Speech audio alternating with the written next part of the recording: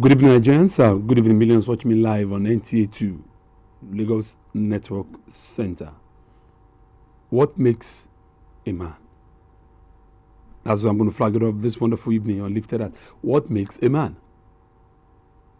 What makes a man? Is it the ability to make a child? Or the courage to raise one? That is the issue tonight. Big issue for us to ponder over for the next 60 minutes on today's edition of Lifted As we come through what we call the series on the things men do. The things we do. I'm a man, and oftentimes I begin to wonder, why do we do what we do as men? Tonight on Lifted At, pathetic story, waiting for an answer. But I'm sure one thing, between now and the next 50 minutes, courtesy of you watching me live on television, courtesy of your contribution live on this program, you'll be able to live the heart and soul of this distressed woman whose story I'm breaking live tonight. At the end of my presentation of the story before you, that question that I did ask at the beginning, what actually makes a man? Is it his ability to just make a child, make a baby, or the courage to raise one? Who am I talking about this wonderful evening? It's all about the story of this woman. She's got, as I speak tonight, 4 wonderful children, 4 wonderful kids. The first child that she had was for a man who was not ready to be a man, but who is saying now, 6 years on, he has that courage to raise one.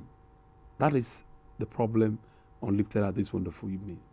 The woman's name, I rather call her Motunrayo, Mrs. Motunrayo. That's our name. So, why will the angle of the things men do crop into this woman's life? I want you to sit back, relax, and take a listen as I roll out this pathetic story of this young lady whose sojourn, whose travel actually started when she was in the school in faraway Ilorin, not even here in Lagos State, Ilorin, Kwara State. You've heard about this polytechnic in Kwara State, right? They call it Kwara State Polytechnic. That was where Motunrayo actually began her travel that accumulated the story I'm about to share with you live this wonderful evening. Motunrayo actually hailed from Osun State. That's why the only parent she had, her mother, father deceased long ago, according to what Motunrayo shared with me. But of course, it was very difficult when you have a situation where one of the parents isn't available. It's always very tough getting by, I must tell you. Very tough getting by occasionally. And especially when the missing one is the father, her dad, breadwinner. And that was the story of Motunrayo several years back. She said she got an admission to Kwara State Polytechnic to study. Of course, for somebody who doesn't even have a father and a struggling mom, Motunrayo said life was actually very difficult. But you took it up and believe along the line something good will happen. And you're watching me live tonight. You just ran into somebody, and the person is appearing to be helping you out of your challenges. And you are like, wow, this person is God sent. I want you to think twice. Take a listen to Motunrayo's story. Motunrayo said she met this man. I'm going to call him Mr. Charles. He's a doctor. He's the doctor. And she actually went to his clinic to do her medicals. When you gain admission to tertiary institution, there's always the need for you to check out the sick bay so that the school gets to know about your health situation. And that was exactly what Motunrayo said she went to do in this private clinic. It was there that she met this man called Charles. He's a doctor. One thing led to the other. You know something about relationship? For a very struggling young lady who's incidentally pretty. She went there, and this doctor, who actually did some of those tests and medicals for her, expressed interest to date Tunrayo.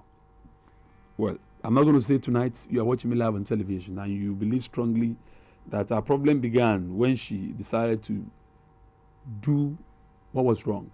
What is really wrong? But we're going to leave that by the wayside. She said she saw this man as friendly, nice, and she shared her personal challenges with him. And he promised her then in Lorraine he was going to be of help. From there, they started a relationship.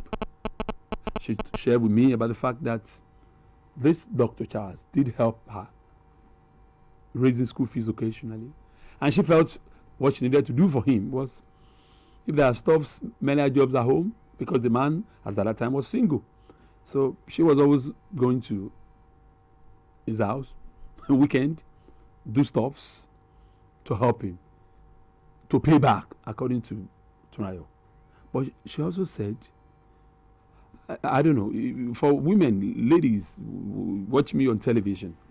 At what point do you draw a line between a man who cares and a man that you love?